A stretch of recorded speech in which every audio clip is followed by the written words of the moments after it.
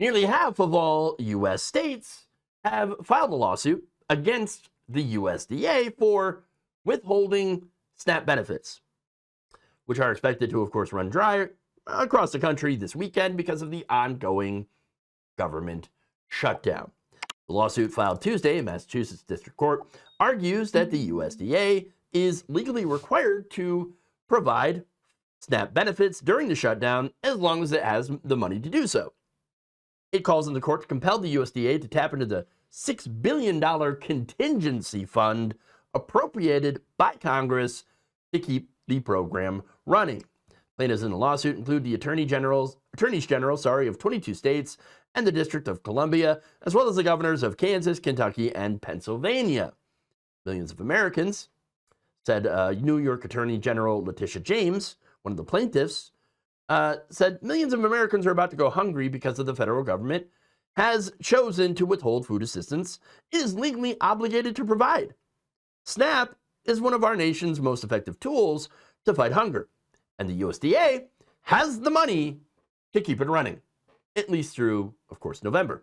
Now, not only is that effective at fighting hunger, but every dollar spent on the SNAP program generates roughly $1.80 in economic activity. Without that, the local economies are going to lose billions of dollars. Okay, and that's going to have an effect on the rest of us. It's going to raise prices. So even if you don't get food stamps, this will still have an impact on you. Just in case you're one of the people who actually don't care about starving children, okay? Because that's about 40% of the people who are on SNAP. It's about 20 million children. Approximately 10% of non-elderly SNAP participants are individuals with disabilities as well, about 4 million people. And when you count elderly folks with disabilities, that number increases to about 14 million. So we're about at 34 million people right now, okay? So in total, around 42 million Americans rely on SNAP benefits to be food secure. So, and you can see that the vast majority of them are children, elderly folks, and people with disabilities. That's a reality. The rest, they either work and do not make enough to survive, our military members, or are, for whatever reason, not working. Maybe they're unemployed, they're in between jobs, or they're a caregiver to a disabled person. Perhaps they are a full-time homemaker. I mean, hey, wait a minute. Don't Republicans want women to stay in the home? Isn't that one of their goals here? I mean, to have women stay home and be homemakers full-time? But in this country where it takes, I don't know, 2 full-time incomes to survive, that's kind of impossible. And yet Republicans, they say that they want that as a thing, okay, women to stay home and be homemakers, but they don't want to pay for it. They don't want to make it so that, you know, the families can afford to eat. Oh, okay. So you don't want to raise wages to where only one person has to work and can take care of a family, and you don't want to make sure that there are programs in place to allow hungry people to eat. So basically, you just want to screw a whole lot of people over. Great. Look, all these people, the most vulnerable in our society, are going to go hungry as a result. Because this administration, for one, refuses to pass a budget. That's how we're here in the first place. I don't even remember the last time our government passed a budget. All right. And not only are they refusing to do that, they're refusing to even allocate any of the contingency funds that were set aside for emergencies. Kind of like this. Now, James, she argued that in not using the money, the USDA is actually violating the Food and Nutrition Act. And also, they alleged that the USDA's actions are both arbitrary and capricious, and therefore violate the Administrative Procedure Act. The leaders are seeking a temporary restraining order that would require the USDA to maintain SNAP benefits through November in these respective states. When asked for comment about the lawsuit, the USDA spokesperson responded with a statement saying, quote, "We are approaching an inflection point for Senate Democrats." Oh, here we go. who say that they continue to hold out for the far left wing of the party or reopen the government so mothers, babies, and the most vulnerable among us can receive timely WIC and SNAP allotments. The far left. That's right. It's all the Democrats and the far left. That's what they want. Really? But actually, the so-called far left, which is hilarious, right? Actually, the Democrats want to just restore the cuts to Medicaid, okay, that Republicans made in their giant giveaway all the tax money to the rich bill, okay? The big, beautiful bullshit bill, okay? Remember, that gave $4 trillion in tax cuts, which mainly went to the wealthiest Americans. That's it. By the way, $2 trillion of that had to be added to the debt, okay? As they cry and complain about, oh, we're $37 trillion in debt now. You added $2 trillion to it just recently. Oops. Now, $2 trillion went to the debt. The rest got added, got paid for by gutting health insurance for the poor and gutting food assistance. And now, the same USDA, the same government that gave all the money to the rich, are refusing to use the allocated emergency funding. Why? Because, I don't know, they want to own the libs or something. That's pretty much it. That's pretty much their entire shtick at this point is, we got to own the libs, guys. Look, the Democrats,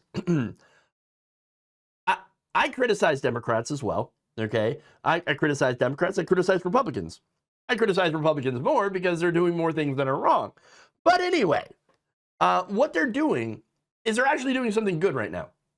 Democrats are simply asking, hey, why don't we restore health care for the poor, okay, as well as the ACA tax credits, you know, so that working people can actually afford their health insurance.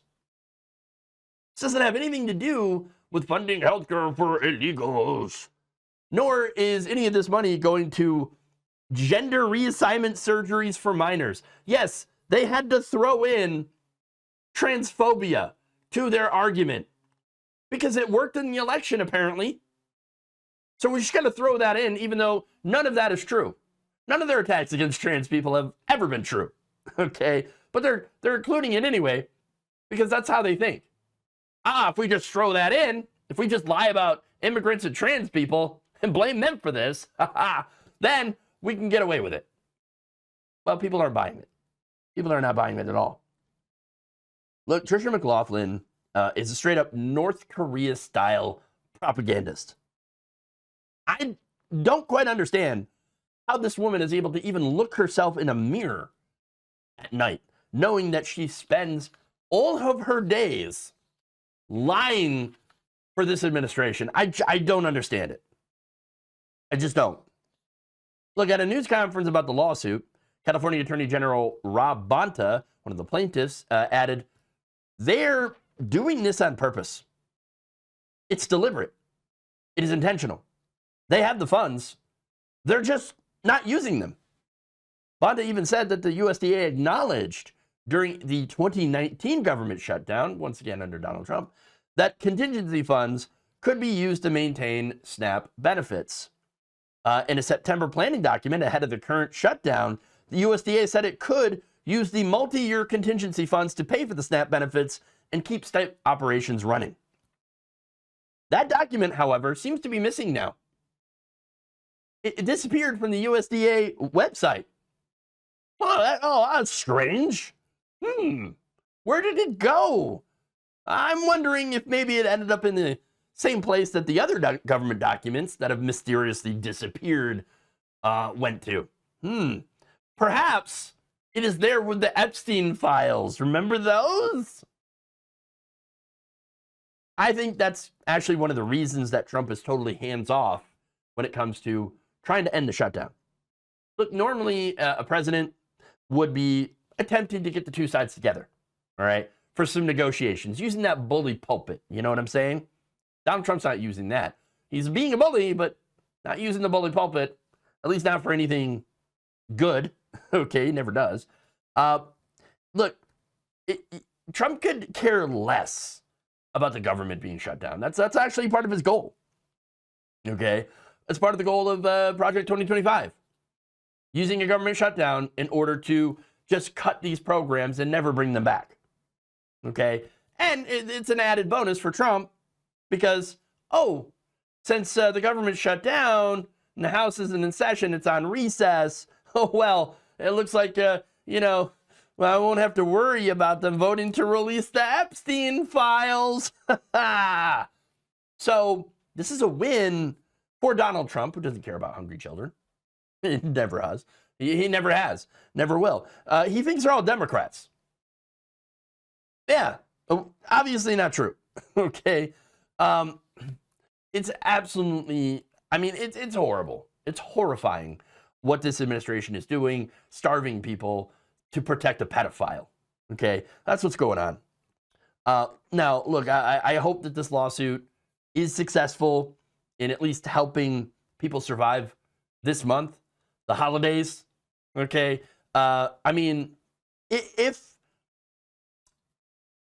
if they're not successful, if this administration continues to block this funding,